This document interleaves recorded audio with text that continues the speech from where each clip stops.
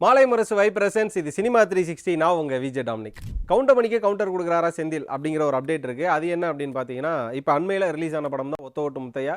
மிக்ஸ்டான reviews ஒரு பக்கம் வந்தாலும் இன்னொரு பக்கம் அதுக்கான கூட்டங்கள் போயிட்டு தான் இருக்காங்க. அதில் பார்த்தீங்கன்னா கவுண்டமணி அவர்கள் வந்து எப்படி சொல்கிறது, அவர் தான் லீட் ரோல் பண்ணியிருக்காரு, ஃபைட் பண்ணுறாரு, ஃபேமிலி ட்ராமா இருக்குது, அதே நேரம் பார்த்தீங்கன்னா பொலிட்டிக்கல் சட்டையராக இருக்குது. கவுண்டமணிக்கு ஒரு மிகப்பெரிய நல்ல கம்பேக்காக இருக்குது அப்படிங்கிறத எல்லாருமே சொல்லிட்டு இருக்காங்க. அப்படின்றப்போ கவுண்டமணினா நமக்கு ஞாபகம் வரது யார்? செந்தில் தான். ஸோ செந்திலுக்கும் கம்பேக்காக ஒரு படம் வருது அப்படின்னு சொல்லி ஒரு விஷயம் பண்ணியிருக்காங்க. சாய் பிரபா மீனாவோட ப்ரொடக்ஷனில் முரளி அவர்களோட இயக்கத்தில் வரக்கூடிய ஒரு படம் தான். அது இன்னும் டைட்டில் கூட வைக்கல.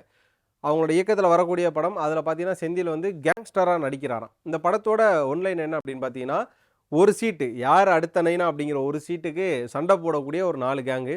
அதில் ஒரு கேங்கோட தலைவர் தான் செந்தில் அப்படின்னு சொல்லியிருக்காங்க. இதில் பார்த்தீங்கன்னா செந்தில் மட்டும் இல்லாமல் குல் சுரேஷு, பொன்னம்பலம், கனல் கண்ணன், எம்எஸ் ஆரோனி, மகாநதி சங்கர் அப்படின்னு சொல்லி 90s நம்ம எல்லாரையும் பயப்பட வச்ச வில்லன் நடிகர்கள்லாம் நடிச்சிட்டு இருக்காங்க. ஸோ செந்திலோட இந்த ஒரு கம்பேக் எப்படி இருக்கும் அப்படிங்கிறது தெரியல. யார் யார் அவர்கள்லாம் செந்திலை வந்து ஒரு கேங்ஸ்டரோட கம்பேக்காக எதிர்பார்க்குறீங்க, இல்லைனா இன்னும் அவங்க அதாவது செந்தில் அண்ட் கவுண்டமணி காம்போவாக நடித்தாலே நல்லா இருக்கும்னு எதிர்பார்க்குறீங்க அப்படிங்கிற மாதிரி உங்களோட கருத்துக்களை வந்து கண்டிப்பாக கமெண்ட்ஸில் சொல்லிடுங்க. தமிழில் வெறும் 5 கோடி ரூபாய் மட்டும் போட்டு 100 கோடி ரூபாய் வசூல் பண்ண படம் தான் லவ் டுடே. ஆனால் ஹிந்தியில் இது ஒரு அட்டர் ஃப்ளாப் ஆயிருக்கு அப்படிங்கிற மாதிரியான ஒரு விஷயம் வந்திருக்கு. இதை கேட்கும் போதே நம்ம எல்லாருக்கும் ரொம்ப ஷாக்காக இருக்குது. காரணம் என்ன அப்படின்னா, ஆல்ரெடி தமிழில் ரிலீஸ் ஆகி நல்ல பயங்கரமாக ஹிட்டான ஒரு படம் தான் தெரி. அட்லியோட லைஃப்பில் ஒரு மிகப்பெரிய ஸ்டார்டிங் பாயிண்ட்னு கூட சொல்லலாம். ராஜாராணிக்கு அப்புறமா மிகப்பெரிய ஸ்டார்டிங் பாயிண்டாக இருந்தது. அதுவும் பார்த்தீங்கன்னா 100 கோடி கிளப்பில் அப்பயே வந்துருச்சு. அப்படின்றப்ப என்ன பண்ணுறாங்கன்னா, இந்த தெரி படத்தை பேபி ஜான் அப்படிங்கிற பேரில் ஹிந்தியில் எடுக்கிறாங்க. இதுக்கு பார்த்தீங்கன்னா அட்லி தான் ப்ரொடியூசராக இருக்கார். இந்த படமும் பார்த்தீங்கன்னா ஒரு அட்டர் ஃப்ளாப், கலெக்ஷன் ரீதியாக ரொம்ப ஃப்ளாப் ஆகுது. இது வந்து அட்லிக்கு மிகப்பெரிய ஒரு பிளாக் மார்க்கை கொடுக்குது இந்தி இண்டஸ்ட்ரியில். இது வந்து எதனாலன்னு தெரில. ஒருவேளை வந்து ஜவான் அப்படிங்கிற ஒரு படம் வந்து 1000 கோடி வசூல் கொடுத்தாரு, அதனால வந்து அட்லியை பிளான் பண்ணியெல்லாம் வந்து இது மாதிரி முடக்கி இருக்காங்கன்ற மாதிரியான பல விஷயங்கள் பல கிரிட்டிக்ஸ் பேசிகிட்டு இருந்தாங்க. ஒரு பக்கம் தமிழில் ஹிட்டான படத்தை எப்படி ஹிந்தியில் வந்து ஃப்ளாப் ஆக்க முடியும் அப்படிங்கிற மாதிரியான ஒரு விஷயம்லாம் இருந்தது. அந்த ஒரு குழப்பத்திலேருந்தே வர்ற ஒரு டைமில் அடுத்து ஒரு விஷயத்தை அதிர்ச்சியை கொடுத்துருக்காங்க. அதுதான் இந்த லவ் டுடேவோட ஃப்ளாப்பு. என்ன அப்படின்னு பார்த்தீங்கன்னா, லவ் டுடே அப்படிங்கிறது இங்கே எந்த அளவு தாறுமாறான ஹிட் அப்படிங்கிற நம்ம எல்லாருக்குமே தெரியும். தமிழ்நாட்டில் போடப்பட்ட பட்ஜெட்டுங்கிறது வேறு 5 கோடி ரூபா தான். இதை ஹிந்தியில் என்ன பண்ணியிருக்காங்கன்னா 60 கோடி ரூபா பட்ஜெட்டில் எடுத்திருக்காங்க. 60 கோடி ரூபா பட்ஜெட்டில் எடுத்து இந்த படம் வசூல் பண்ணது என்ன அப்படின்னு பார்த்தீங்கன்னா வெறும் 6.8 கோடி தான் அப்படின்னு இருக்காங்க. மிகப்பெரிய ஷாக்காக இருக்குது. வெறும் 10% தான், 11% கூட கிடையாது. வெறும் 10% தான் அந்த படம் வந்து வசூல் பண்ணியிருக்கு அப்படிங்கிற ஒரு விஷயம் இருக்குல்ல, அது எல்லாருக்குமே ரொம்ப ஷாக்காக இருக்குது. அதுவும் லவ் டுடே மாதிரியான ஒரு காமெடி கலந்த ஒரு நல்ல மெசேஜ் சொல்லக்கூடிய ஒரு என்டர்டெயின் ஃபிலிம் வந்து எப்படி ஹிந்தியில் இவ்வளோதான் வசூல் பண்ணுது அப்படிங்கிற மாதிரியான ஒரு விஷயம். அப்போ இதுவும் வந்து ஒரு தோல்வி தான். நம்மளை வந்து இப்படி யோசிக்க வைக்கிறாங்க போல ஒரு வேளை. அதாவது தமிழில் தான் வந்து ஒரு படம் ஜெயிக்கிறது காமெடி, கண்டென்ட், ஃபேமிலி சென்டிமெண்ட் எல்லாமே தேவைப்படுது. பட் ஹிந்தியில் இது மாதிரியான நல்ல விஷயங்கள்லாம் கொடுத்தா அந்த படம் வந்து வசூல் ரீதியாக ஜெயிக்காது அப்படிங்கிற மாதிரியான ஒரு விஷயத்தை தான் கொடுத்துருக்காங்க போல். இந்த படத்தில் பார்த்தீங்கன்னா நம்ம அமீர் கானோட பையன் ஜுனைத் கானும், இன்னொரு பக்கம் பார்த்தீங்கன்னா நம்ம போனி கபூரோட பொண்ணு தான் அந்த படத்தில் நடிச்சிருந்தாங்க. அப்படியாப்பட்ட மிகப்பெரிய நடிகர்களோட ப்ரொடியூசரோட பொண்ணும் பையனும் நடிச்சுமே இந்த படம் ஓடலை, இந்த படம் வந்து வசூல் ரீதியாக ஃப்ளாப் ஆயிடுச்சு அப்படிங்கிறத நமக்கு ரொம்ப ஷாக்காக இருக்குது. இந்த ஒரு விஷயம் உங்களுக்கு எப்படி இருக்குன்றதை கண்டிப்பாக கமெண்ட்ஸில் சொல்லிடுங்க. விக்ரம் அவரோட பையனை நடிக்க கூட்டு வந்துட்டார், ஏஆர் ரஹ்மான் அவரோட பையனை மியூசிக் போட கூட்டு வந்துட்டார். அதுக்கப்புறம் சினிமாவில் இருக்கக்கூடிய பல பேர் தங்களோட மகன்களையும் மகள்களையும் தங்களோட வாரிசுகளை வந்து சினிமாவுக்குள்ளே அடுத்தடுத்து இன்ட்ரோ பண்ணுறாங்க. சரி, அதை வந்து தவறு கிடையாது எந்த ஒரு பட்சத்துலையுமே. ஏன்னா அவங்க வர்றப்ப கொஞ்சம் தடுமாறி நிறைய தடைகளை தாண்டி வந்திருப்பாங்க. அந்த தடைகளை தன்னோட குழந்தைகளோ நம்மளோட வாரிசுகளோ ஃபேஸ் பண்ணக்கூடாதுன்றதுக்காகவே அவங்களோட குழந்தைகளையும் அவங்களோட வாரிசுகளையும் சினிமாவுக்கு கொண்டு வரதுன்றது காலங்காலமாக நடந்துட்டு இருக்கு. அது சிவாஜி காலத்துலேருந்தே நடந்துட்டு இருக்கு. அந்த ஒரு வரிசையில் பார்த்தீங்கன்னா டைரக்டர் சங்கர் அவரை பற்றி பேசி ஆகணும். ஒரு பக்கம் அதித்தி சங்கர் வந்து அடுத்தடுத்து நிறைய படங்கள் பண்ணாலுமே அந்த அதித்தி சங்கரை அவரோட படத்தில் இன்ட்ரோ பண்ணல அப்படிங்கிறது மிக முக்கியமான விஷயம். அதை பேசிகிட்டு இருக்க நிறைய பேர் இன்னும் என்ன சொல்லிட்டு இருந்தாங்கன்னா, சங்கர் அவரோட பையனையுமே இன்னும் சினிமாவில் இன்ட்ரோ பண்ணாமல் தான் இருக்கார். ஸோ அவர் வந்து இந்த ஒரு விஷயத்தை முற்றிலுமாக தவிர்க்கிறாரா அப்படிங்கிற மாதிரியே நிறைய கேள்விகள் வந்தது. பட் அந்த கேள்விகளுக்கெல்லாம் பதில் சொல்கிற விதமாக புதுசாக ஒரு பிரேக்கிங் வந்திருக்கு. என்ன அப்படின்னா, நேற்றைய தினம் சிவகார்த்திகேயன் பர்த்டேக்கு பார்த்தீங்க அப்படின்னா மதராசி அப்படிங்கிற படத்தோட டைட்டில் டீசர் விட்டாங்க. ஏஆர் முருகதாஸோட டைரக்ஷனில் ஒரு பவர் பேக்டான ஒரு ஃபில்மாக வருது அப்படிங்கிற நம்ம எல்லாருக்குமே தெரியும். இந்த படத்தில் ஏஆர் முருகதாஸோட ஏடியா நம்ம டைரக்டர் சங்கரோட பையன் இருக்கார் அப்படிங்கிறது எத்தனை பேருக்கு தெரியும்? அதுவுமே இந்த டைட்டில் டீசர் வந்ததுக்கப்புறமா தான் கொஞ்சம் கொஞ்சமாக பிரேக் ஆகிட்டு இருக்கு. இதை பார்க்குறப்ப ஒரு பக்கம் சங்கரோட பொண்ணு நடிக்க வந்துட்டாங்க, சங்கரோட பையன் டைரக்ஷனுக்கு வந்துட்டாங்க அப்படிங்கிற மாதிரியான ஒரு விஷயங்கள்லாம் இருக்குது.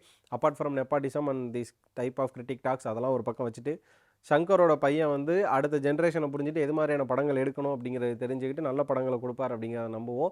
யார் யாரெல்லாம் சங்கரோட பையன் ஏடியா வந்திருக்கிறது எனக்கு இப்போ தான் தெரியும் அப்படின்னு நினைக்கிறீங்களோ அவங்களாம் வந்து கண்டிப்பாக கமெண்ட்ஸில் சொல்லிடுங்க. ஸோ அடுத்த விஷயம் என்ன அப்படின்னு பார்த்தீங்கன்னா, விஜய் சேதுபதி மனுஷன் நம்ம எப்பயுமே ஒரு கேள்வி கேட்டோம் அப்படின்னா ஆப்போசிட்டாக நம்ம எதிர்பார்க்காத ஒரு பதிலை சொல்லுவார். அந்த ஒரு பட்சத்தில் பார்த்தீங்கன்னா ஒரு ஸ்டேஜில் வச்சு நம்ம வினோதினி மேடம் வந்து ஒரு கேள்வி கேட்பாங்க. அதாவது நீங்கள் ஒரு பக்கம் விஜய்க்கு வில்லனாக நடிச்சிட்டீங்க, ரஜினி அவருக்கு வில்லனாக நடிச்சிட்டீங்க, கமல் அவர்களுக்கும் வில்லனாக நடிச்சிட்டீங்க. எப்போ இவருக்கு வில்லனாக நடிக்க போகிறீங்க அப்படின்னு ஒரு கேள்வி கேட்குறப்ப இது மாதிரி கேள்வியே கேட்காதீங்க அப்படின்னுவார். ஆனால் நம்ம என்ன தான் சொன்னாலுமே அந்த கேள்வி தொடர்ந்து வந்துக்கிட்டு தான் இருக்கும் இல்லையா? ஸோ அண்மையில் பார்த்தீங்கன்னா விஜய் சேதுபதி கிட்ட ஒரு காலேஜ் ஃபங்க்ஷனில் இந்த ஒரு கேள்வியை கேட்டிருக்காங்க. எப்போ நீங்கள் அஜித் கூட நடிக்க போகிறீங்க? ஏன்னா வந்து கமல் கூட நடிச்சிட்டீங்க, ரஜினி கூட நடிச்சிட்டீங்க, விஜய் கூட நடிச்சிட்டீங்க. நீங்கள் எப்போ அஜித் கூட நடிப்பீங்க அப்படின்னோன்னே தலைவன் கோவமும் பட முடியாதுல்ல. ஏன்னா இப்போ தான் பிக் பாஸ்லாம் ஃப்ரெஷ்ஷாக முடிச்சுட்டு வந்திருக்காரு. அடுத்தடுத்து நிறையா படங்கள் இருக்குது. கோவமே படக்கூடாது. காலேஜ் ஸ்டூடெண்ட்ஸ் வேறு நம்ம எடுத்து பொறுமையாக சொல்லணுன்றதுனால ரொம்ப பொறுமையாக அமைதியாக ஒரு விஷயத்த சொல்லியிருக்காரு. என்ன அப்படின்னா, அஜித் சார் ரொம்ப நல்ல மனுஷன், ரொம்ப காமான டைப்பு, அவர் வாழ்க்கையை வாழ்ந்துட்டுருக்கார், இல்லைன்னு சொல்லலை. அவர் கூட ஆல்ரெடி நான் ஒரு படம் நடிக்க வேண்டியது கமிட்லாம் ஆகி எல்லா ப்ராசஸ் போய் திடீர்னு அந்த படம் நடக்காமல் போயிடுச்சு. நான் வெயிட் பண்ணிகிட்டே இருக்கேன், சீக்கிரமே ஒரு படம் நடிப்பேன், நீ எல்லாம் வெயிட் பண்ணி பாருங்கள் அப்படின்ட்டுருக்காரு. இதை வந்து உண்மையாக சொன்னாரா, இல்லை உண்மையாக அதுக்கான டாக்ஸ்லாம் போயிட்டு இருக்கா, இல்லை அவங்க கேட்குறாங்கன்றதுக்காக தலைவன் அடிச்சு விட்டாரா அப்படிங்கிறதெல்லாம் தெரில. ஆக மொத்தம் விஜய் சேதுபதி ப்ளஸ் வந்து அஜித் அப்படிங்கிற ஒரு காம்போ இருந்தால் எப்படி இருக்குன்னு சொல்லி யோசிச்சு பார்த்தாலே நல்லா தான் இருக்குது.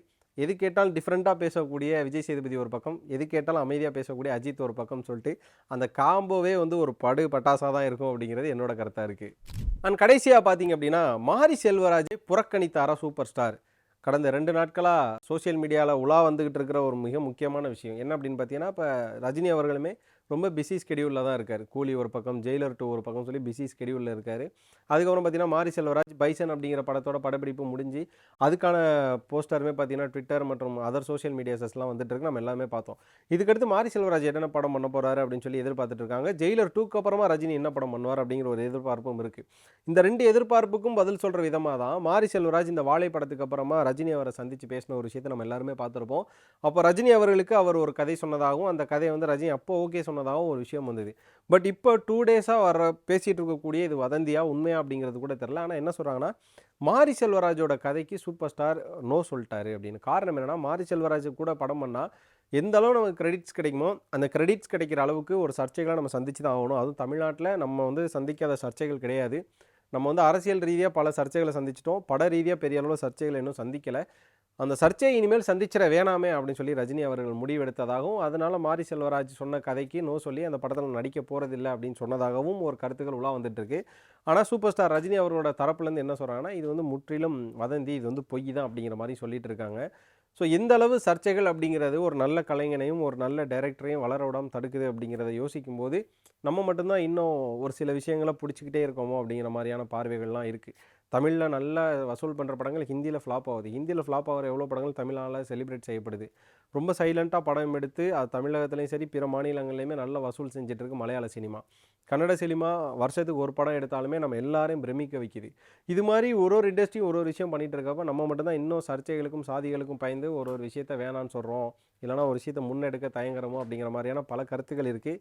இது நாட் ஒன்லி ஃபார் மாரி செல்வராஜ், இது பாரஞ்சித்தாக இருக்கட்டும், மோகன்ஜியாக இருக்கட்டும், எல்லாரும் எடுக்கிற படங்களுக்கு பின்னாடியுமே ஏதோ ஒரு கருத்து இருக்கும். பட் அதை நம்ம பார்க்காம சாதிய ரீதியான ஒரு வண்ணங்களை மட்டும் பார்க்குறோமோ அப்படிங்கிற மாதிரியான கருத்து என்கிட்ட இருக்குது.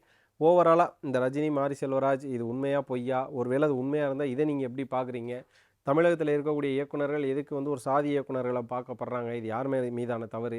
அதுக்கப்புறம் லவ் டுடே இங்கே நல்லா ஓடி ஹிந்தியில் ஃப்ளாப் ஆனதுக்கான ஒரு ரீசனாக இருக்கட்டும். இது மட்டும் இல்லாமல் சங்கரோட பையன் ஏடியா வந்தது, விஜய் சேதுபதி அஜித் கூட சேர்ந்து நடிக்க போகிறேன்னு சொன்னது, செந்தில் திரும்பவும் ஒரு கேங்ஸ்டரை கம்பேக் கொடுக்க போகிறது அப்படிங்கிற பல விஷயங்கள் பற்றி உங்களுக்கு என்ன கருத்துக்கள் தோணுதோ கண்டிப்பாக கமெண்ட்ஸில் சொல்லிடுங்க. இந்த வீடியோ பிடிச்சிருந்தா லைக் பண்ணுங்கள், ஷேர் பண்ணுங்கள். மறக்காமல் வாழை முரசு வைபை சப்ஸ்கிரைப் பண்ணிவிட்டு பக்கத்தில் இருக்க பெல் ஐக்கனை கிளிக் பண்ணிக்கோங்க.